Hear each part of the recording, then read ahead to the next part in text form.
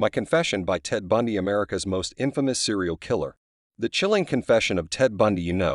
For the longest time I thought I was smarter than everyone else. I almost got away with it all too, if it wasn't for those meddling kids. Well, not really kids, more like observant eyewitnesses, and one particularly dogged investigator. But for over a decade I managed to outwit the authorities and continue my twisted crimes under the cover of darkness. The 70s were a crazy time. People hitchhiked everywhere, trusted strangers, and the world felt open in a way it isn't today. I exploited that openness and curiosity in people, using my charm and good looks to lure unsuspecting victims into my web of death. Even when they started to catch on to my type, my methods were so varied that no one imagined they were hunting a single killer. Not until I started getting sloppy. Not until I walked into that courtroom, saw those piercing eyes staring at the jury, and realized my number was finally up. But you didn't really know me then, did you? Allow me to properly introduce myself. My name is Ted Bundy. Luring unsuspecting victims with my charm and good looks. With my good looks and charm, luring victims was easy. I'd approach a woman at her car, maybe with a fake injury or asking for help, and they'd invite me in without hesitation.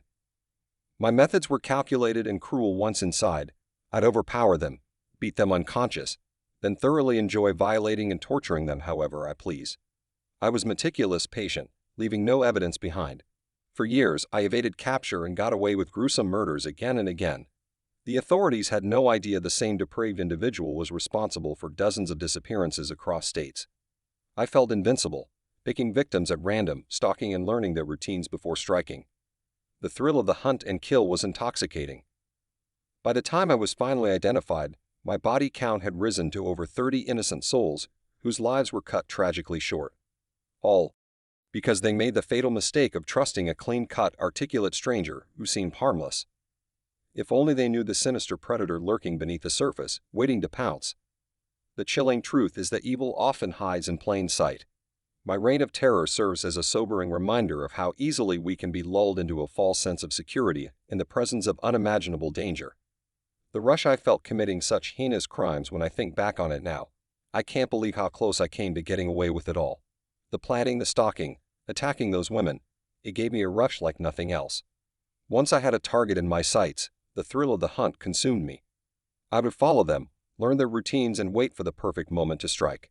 The fear in their eyes, their pleas for mercy, it made me feel powerful in a way I never had before. After it was done, I felt exhilarated, euphoric, but soon that high would fade and the craving for that rush would return. I kept pushing the boundaries, seeing how much I could get away with before I would finally be caught. The more I killed, the bolder I became. When they arrested me that final time, part of me was relieved. The hunger was becoming uncontrollable. If they hadn't caught me when they did, there's no telling how many more innocent lives I would have destroyed to satisfy my twisted desires. My only regret is the pain I caused to all my victims and their loved ones. I know I will burn for the atrocities I committed. All I can say is that I'm sorry, but I know that will never be enough. My name will live on as a warning, a cautionary tale of the monster that lurks inside. Outsmarting police and evading capture, the police were always a step behind me.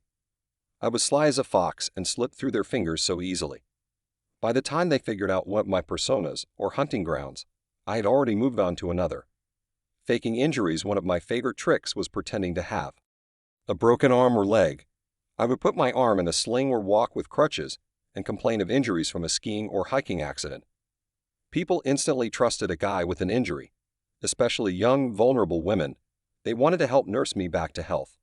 By the time they realized the truth, it was too late. The authorities were baffled by how I could overpower victims and then just vanish without a trace. The answer was simple. I never stayed in one place for long. As soon as I was done with the victim in Utah, I'd drive through the night to Colorado. After a kill in Idaho, I'd fly off to California. My wanderlust and constant movement were the keys to my success. I studied psychology and knew exactly what to say and do gain people's trust. My charm and good looks didn't hurt either. I was a master manipulator who lacked a conscience, the perfect predator. If the police had only known how I thought and operated, they might have caught me earlier, but they never quite figured me out. By the time they started connecting the dots, I had already taken so many innocent lives in so many places. My evil act spanned almost a decade before I was finally brought to justice.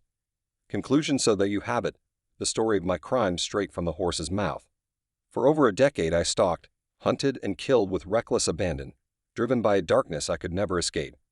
I outsmarted the police at every turn, hiding in plain sight and using my charm and wit to avoid suspicion. My killing spree spanned 6 states and claimed the lives of at least 30 innocent women. But in the end, my own hubris and belief in my invincibility led to my downfall. My name is Ted Bundy, and this is how I almost got away with murder.